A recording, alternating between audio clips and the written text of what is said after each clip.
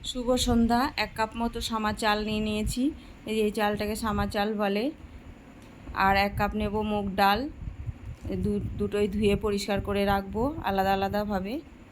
10 minute আগে ধুয়ে রেখেছি। তারপরে নিয়ে নিলাম 2 টেবিল চামচ মতো সর্ষের তেল, 1/2 চামচ নিয়েছি 5 ফোড়ন, 2টো শুকনো লঙ্কা ফোড়নে দিয়েছি।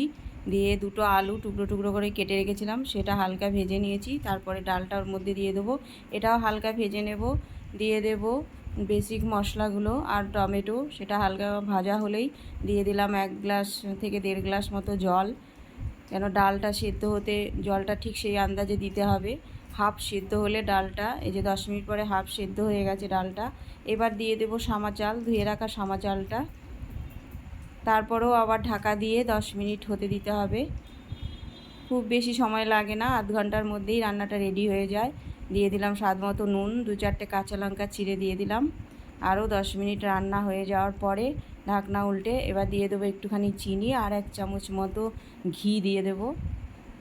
তারপরে গ্যাসটা অফ করে দিয়ে আরও 2 মিনিট মতো ঢাকা দিয়ে রাখলেই পরিবেশন করা যাবে, রেডি হয়ে যাবে সামা চালের খিচুড়ি। বাড়িতে বানান।